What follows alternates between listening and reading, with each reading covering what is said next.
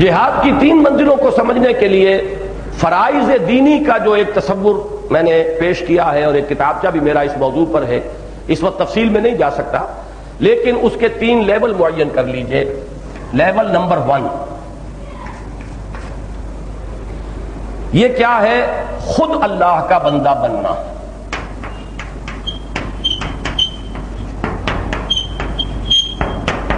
اس کے لیے اصطلاحات بہت ہیں، اسلام، اطاعت، تقوی، لیکن اہم ترین اصطلاح عبادت۔ اس سے اوپر چلیے، دوسری منزل، دوسروں کو حق کی دعوت دینا۔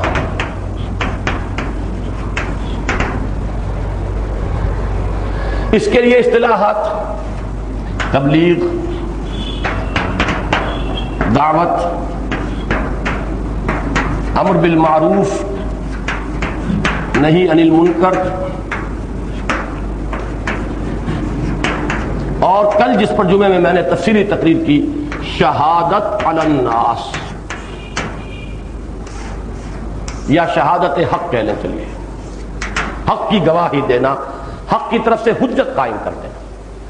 دعوت، تبلیغ، نشر و اشاعت، زبان سے، قلم سے، کتابوں سے، رسالوں سے، ویڈیوز سے، آڈیوز سے، جو بھی ذرائع ہیں آپ کے پاس، اس سے حق کو عام کرنا، پھیلانا، اور لوگوں کو حق کو قبول کرنے کی دعوت دینا، نیکی کا پرچار، نیکی کا اعلان، نیکی کا حکم، بدی کے خلاف کی مذمت، اور بدی کا انکار، اور بدی سے لوگوں کو روکنا، اور نتیجتاً شہادت اللہ تعالیٰ کی طرف سے لوگوں پر حجت قائم کر دینا کہ وہ یہ کہہ نہ سکیں کہ اللہ تیرا پیغام ہم تک پہنچا دے۔ تیسری منزل یہ ہے اللہ کے دین کو قائم کر دینا۔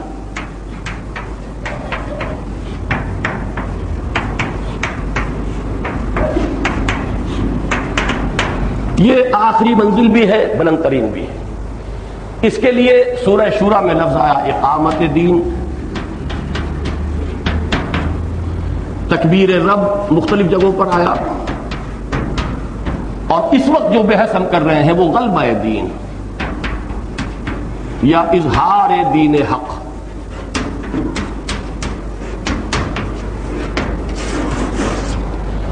اب ان تینوں لیولز پر جہاد ہے۔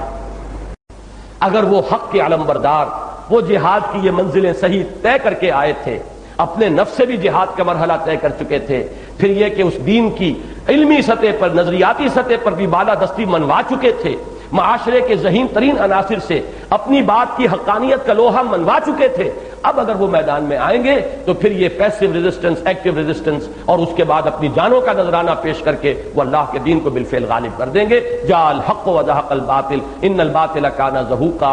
لہذا یہاں آ کر اس کو اگر میں نے 3 حصوں میں تقسیم کیا ہے تو اس میں بھی آخری منزل جو ہے وہ قتال بن جائے گی۔ اب یہ جہاد اور قتال تک سفر ہے۔ جہاد تو شروع ہو گیا جہاد مع النفس سے، پھر جہاد نظریاتی سطح پر، دعوت، تبلیغ، نشر و اشاعت، دین کی اس میں بہترین صلاحیتیں سر کرنا، پھر جب دین کے غلبے کی جد و جہد ہوگی تو وہ جد و جہد شروع میں ہوگی کہ مار کھاؤ ہاتھ نہ اٹھاؤ، پیسو ریزسٹنس، صبر محض، اصبروا یا آل یاسر، اے یاسر کے گھر والے صبر کرو۔ حضور فرماتے تھے فإن موعدکم الجنہ، تمہارے مقام، تمہارا وعدے کی جگہ جنت ہے۔ اجازت نہیں تھی ریٹیلیشن کی، انتقام کی، جوابی کارروائی کی اجازت نہیں۔ پھر وقت آیا اذن للذین یقاتلون بانہم ظلموا، اب ان لوگوں کے ہاتھ کھول دیے گئے ہیں جن پر ظلم و ستم کے پہاڑ توڑے گئے، بدلہ لے سکتے ہیں۔ اور اس کے بعد قاتلوا فی سبیل اللہ الذین یقاتلونکم، کرو جنگ اب ان سے اللہ کی راہ میں جو تم سے جنگ کرتے ہیں۔ وقاتلوہم حتی لا تکون فتنۃ ویکون الدین کلہ للہ، اور جنگ جاری رکھو جب تک کہ فتنہ و فساد بالکل فرو نہ ہو جائے اور دین کل کا کل اللہ کے لیے نہ ہو جائے۔ یہ قتال کی آخری منزل ہے۔ اب جہاد سے قتال تک کا یہ سفر ہے، اس کو اچھی طرح سمجھ لیجئے۔ جب تک یہ باتیں ذہن میں نہیں آئیں گی آپ گزر جائیں گے قرآن مجید کی آیات سے۔ یہ سورہ مبارکہ سورہ صف جہاد و قتال فی سبیل اللہ پر مختصر صورتوں میں جامع ترین صورت ہے۔ اس لیے کہ آیت نمبر 4 میں قتال کا لفظ آیا، ان اللہ یحب الذین یقاتلون فی سبیلہ صفا کانہم بنیان مرصوص، اور یہاں جہاد کا لفظ آ گیا، تؤمنون باللہ ورسولہ وتجاہدون فی سبیل اللہ باموالکم وانفسکم ذالکم خیر لکم ان کنتم تعلمون۔ اب دو باتیں میں اور عرض کر دوں پھر آگے چلتے ہیں۔ پہلی بات، مغالطے ہمارے ذہنوں میں کیا ہیں؟ نمبر 1، جہاد کو ایکویٹ کر دیا قتال کے ساتھ، جہاد کے معنی جنگ ہے۔ پوری بات کا ستیہ ناش یہیں سے ہو گیا، جہاد ذہن سے نکل گیا، یہ ساری منزلیں ذہن سے نکل گئیں، جہاد کے معنی جنگ۔ کتنا بڑا مغالطہ، وہ بھی اصطلاح قرآن کی، یہ بھی اصطلاح قرآن کی۔ قتال لازماً جہاد ہے، کوئی شک نہیں، لیکن ہر جہاد قتال نہیں ہے۔ یہ بالکل وہی نسبت ہے اس میں جو نبی اور رسول میں ہے، جو مومن اور مسلم میں ہے۔ ہر مومن تو لازماً مسلم ہے، ہر مسلم مومن نہیں ہے۔ ہر رسول تو لازماً نبی ہے، ہر نبی رسول نہیں ہے۔ قتال تو لازماً جہاد ہے، جہاد کی چوٹی ہے، لیکن ہر جہاد قتال نہیں ہے۔ یہ فرق ذہن میں رکھیے، جہاد کی بہت سی منزلیں ہیں، جہاد ایک بہت براڈ بیسڈ فینومینن ہے، اور قتال یوں سمجھیے کہ ٹپ آف دی آئس برگ، وہ آئس برگ جو ہے جو پانی کے اندر ہے، وہ سب مرجڈ ہے، وہ نظر نہیں آتا، اوپر نظر آتی ہے اس کی ٹپ، تو ٹپ آف دی آئس برگ وہ تو قتال ہے، لیکن جہاد تو وہ پورا آئس برگ ہے جو نگاہوں کے سے اوجھل ہو گیا۔ یہ ہے اس وقت ہمارا پہلا مغالطہ۔ اور دوسرا مغالطہ ستم بالائے ستم، یہ تو یوں سمجھیے کہ ظلم کی آخری حد کو بات پہنچ گئی۔ وہ یہ ہے کہ مسلمان جب بھی جنگ کرے گا گویا کہ جہاد فی سبیل اللہ ہے۔ مسلمان ظالم ہو سکتا ہے، جیسے فاسق اور فاجر ہو سکتا ہے، ظالم ہو سکتا ہے۔ مسلمان صرف اپنی حکومت بڑھانے کے لیے اپنی جنگ کر سکتا ہے، خوریزی کر سکتا ہے، نہ خود اللہ کا بندہ ہے، نہ اللہ کا بندہ بنانا چاہتا ہے، نہ اپنے اوپر اللہ کا دین قائم کیا، نہ اپنی جو بھی اس وقت کی حکومت ہے اس میں اللہ کا دین قائم کیا، اور وہ صرف اپنی حکومت کی توسیع کے لیے بندگان خدا کا خون بہا رہا ہے، تو معاذ اللہ ثم معاذ اللہ، یہ فساد فی سبیل اللہ تو آپ اس کو کہہ سکتے ہیں۔ فی سبیل اللہ کے لفظ میں نے غلط استعمال کیا، لیکن یہ کہ جہاد فی سبیل اللہ بہرحال یہ نہیں۔ جہاد فی سبیل اللہ تو ہوگا لتکون کلمۃ اللہ ہی العلیٰ۔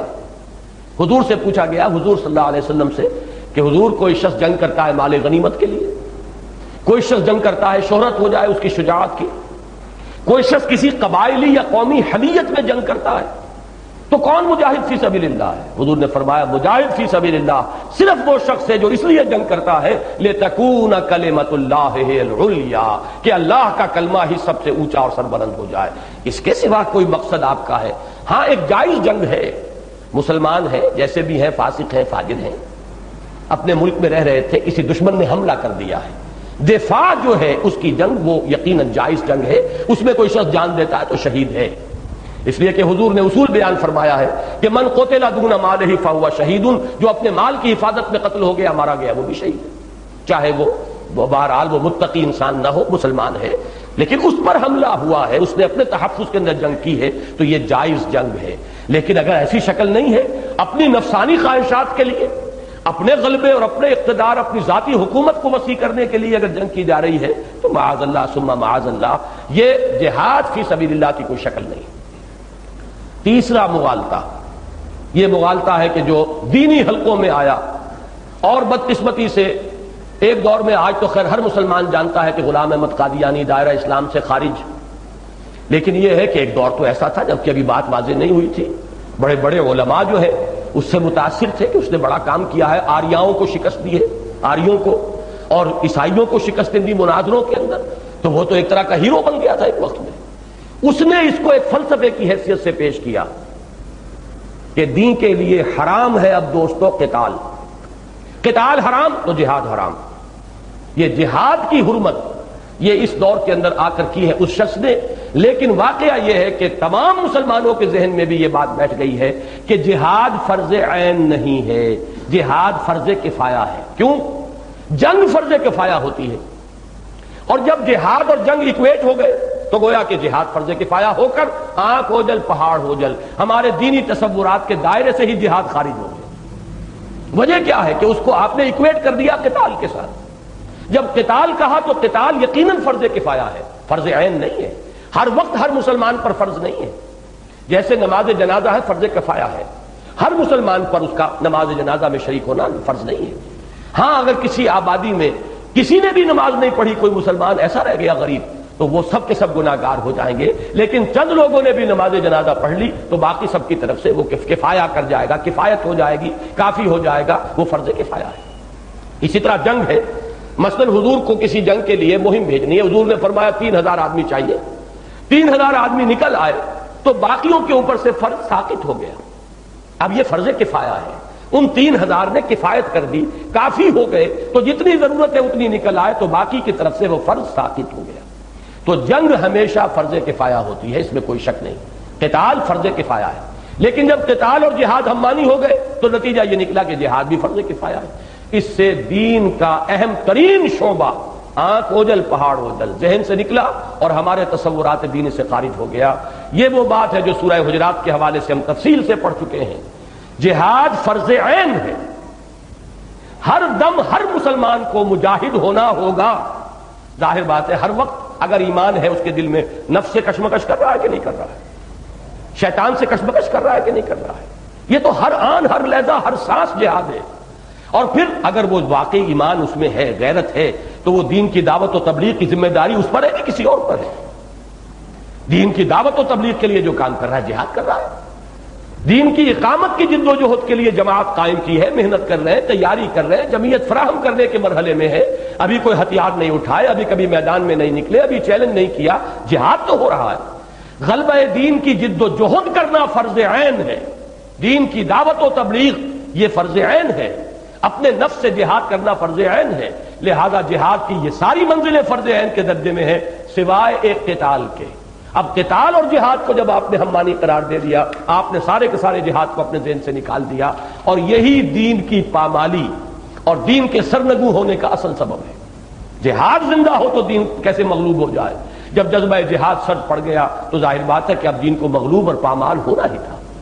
یہ ہے اہمیت اس لفظ جہاد کو سمجھنے کی کہ یہ تو ایمان کا وہ لازمی تقاضا ہے کہ ایمان ہوگا تو جہاد ہوگا، اور جہاد نہیں ہے تو ایمان نہیں، سیدھی سیدھی بات۔